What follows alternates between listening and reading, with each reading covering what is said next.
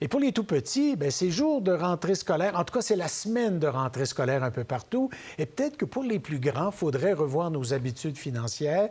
Comment, notamment, là, on peut aborder tous ces sujets-là.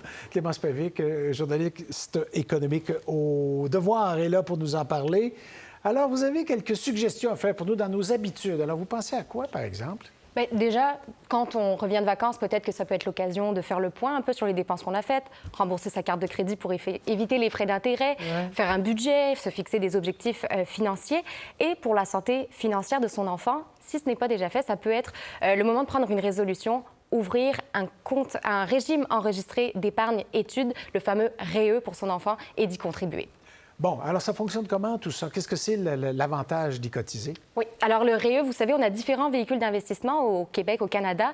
On a le REER pour la retraite, on a le CELI, le CELIAP pour l'achat d'une première propriété et on a donc le REE. Chacune de ces boîtes-là, donc de ces véhicules d'investissement, ils ont différents objectifs, différents incitatifs fiscaux.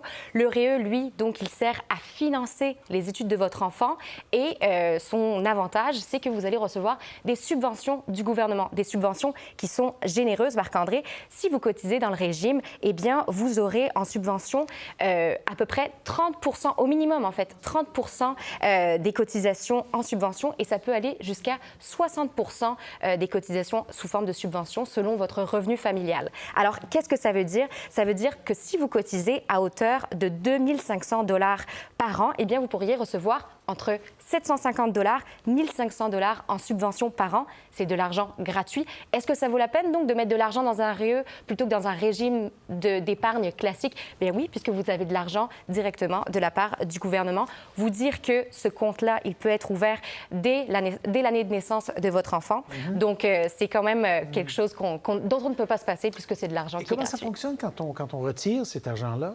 Oui, alors quand on retire, les paiements, en fait, ils peuvent être récupérés par l'enfant. En fait, c'est les subventions et les revenus de placement qui peuvent être récupérés. Les parents, eux, peuvent récupérer leur cotisation. Ils peuvent choisir de le donner à l'enfant ou non. Ça peut aider, par exemple, pour une première propriété ou pour l'aider tout simplement avec ses études.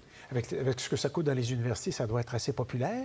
Oui, bien c'est ça. Voilà. Même si ça coûte moins cher au Québec d'étudier, de faire des études postsecondaires, ça reste quand même une charge financière importante. Alors, c'est pour ça qu'il ne faut pas négliger d'investir dans un REER pour l'avenir financier de son enfant. Bon, très bien. Alors, c'est des bons conseils. On se revoit dans 2 semaines? On se revoit dans 2 semaines. Parfait. Merci. Merci.